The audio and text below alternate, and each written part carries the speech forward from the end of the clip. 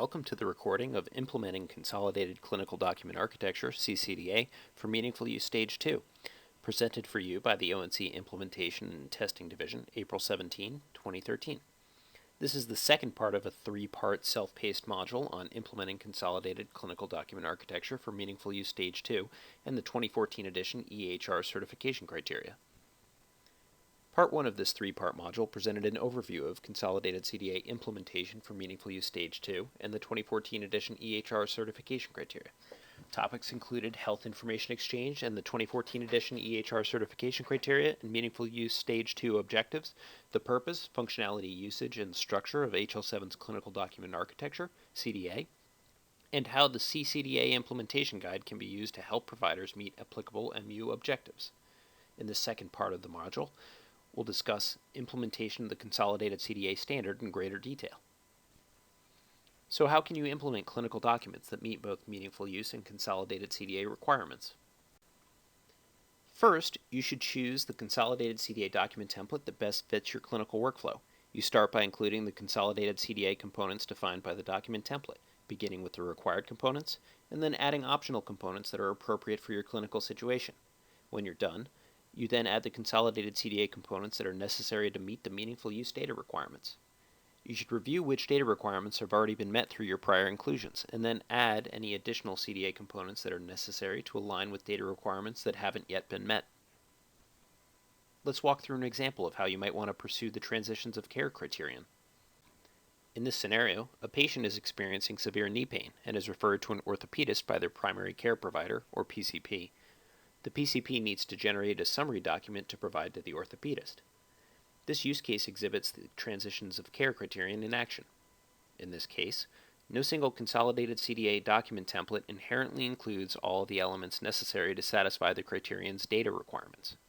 Another point to note is that document templates within Consolidated CDA are considered open templates, which means that in addition to required and optional sections, which are defined in the template, an implementer can add to the document whatever Consolidated CDA sections are necessary for his purposes. So step 1, pick a document template. In this case, we are considering a couple different document templates, perhaps a consultation note, continuity of care document, or discharge summary. Now each of these document templates was designed to satisfy a specific information exchange scenario, and each document template defines the CDA structures to be used to document the applicable clinical information. Now the best fit document to this particular scenario is the Continuity of Care document, or CCD. In this scenario, treatment has been provided by a PCP, and given that this treatment is in an ambulatory setting, a discharge summary would not be appropriate. Since the primary care provider has not been providing care at the request of another provider, a consultation note would not be appropriate. Given the clinical scenario to be described, a Continuity of Care document is the most appropriate CCDA document to use. In step 2, we're starting with the sections required by the CCD template in the Consolidated CDA implementation guide. In this case, we will start with the U.S. Realm header, the allergy section, medication section, problem section, and results section. And just a note, the sections that are required for the document template within the implementation guide are required when the information contained in those sections will always be clinically relevant to the clinical scenario the document template is intended to describe. The next step is to continue by adding the clinically relevant sections that may be optional in the template definition in the implementation guide.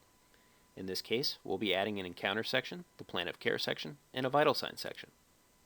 We're choosing to ignore the other sections that are optional, deeming them not clinically relevant at this point in time.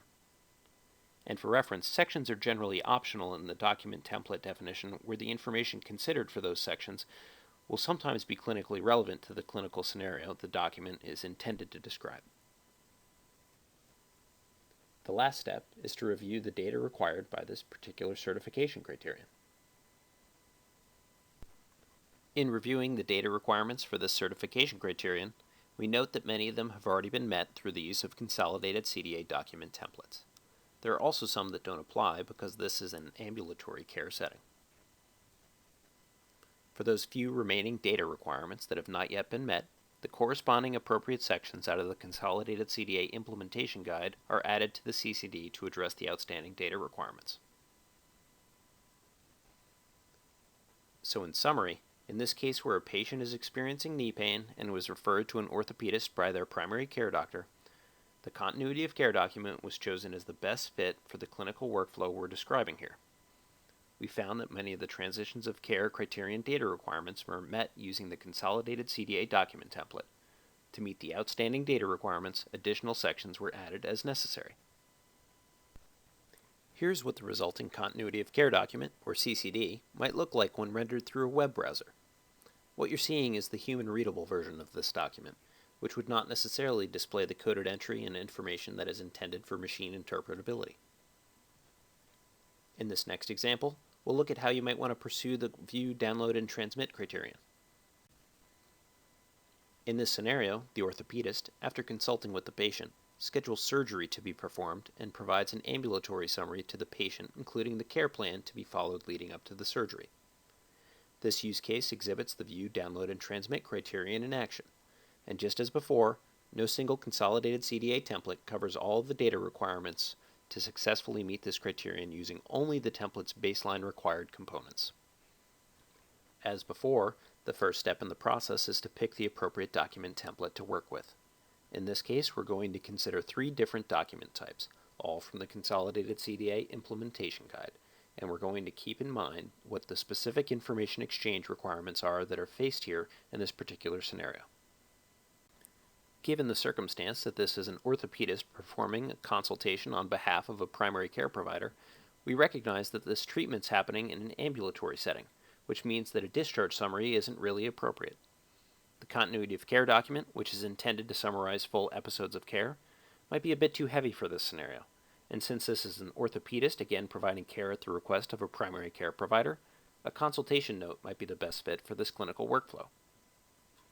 As before, the second step in this process is to start with the sections required by the document template in the Consolidated CDA Implementation Guide. In this case, we start with the U.S. Realm header, the Assessment and Plan section, the Reason for Visit section, the Chief Complaint section, and the History of Present Illness section. The next step is to continue by adding the sections that are optional in the consultation note template in the Consolidated CDA Guide, but that we consider clinically relevant to this circumstance. In this case, we choose to add the Problem section, the Procedure section, the Results section, and the Vital Signs section. The last step in the process is to review the certification criterion and the data requirements that it includes. In this case, for the View, Download, and Transmit criterion, we're working with the common MU dataset, as well as several criterion-specific data requirements which apply only to the View, Download, and Transmit criterion. In reviewing the document that we've built so far, we note that a lot of the data requirements for this particular criterion have already been addressed. Since we're working in an ambulatory environment in this case, all the data requirements that are specific to an inpatient environment do not apply. The only remaining data requirements that we've not yet addressed are allergies, medications, and smoking status. For each, we review the Consolidated CDA Implementation Guide and choose the appropriate corresponding section to include in the document to contain that information. So in summary, in this case where an orthopedist scheduled surgery to be performed and provided the patient with an ambulatory summary, the consultation note document was chosen as the best fit for the clinical workflow we're describing here.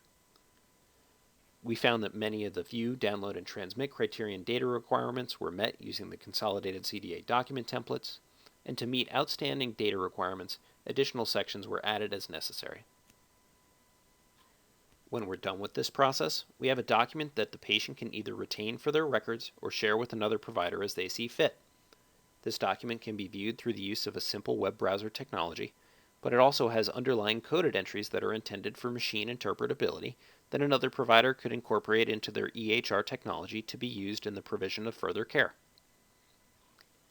This concludes the second part of ONC's 3-part self-paced module on implementing consolidated clinical document architecture for meaningful use stage 2 and the 2014 edition EHR certification criteria. In part 3, we will discuss the testing and certification of EHR capabilities. Additional information and helpful resources are available at the links below.